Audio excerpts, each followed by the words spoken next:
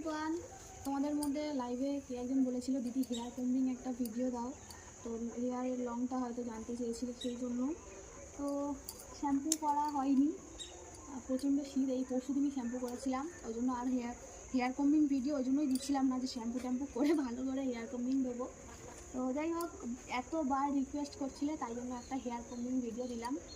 আর দেখো, hair combing বলতে হেয়ারে তো কিচ্ছু নেই সেরকম, খুবই পাতলা হেয়ার।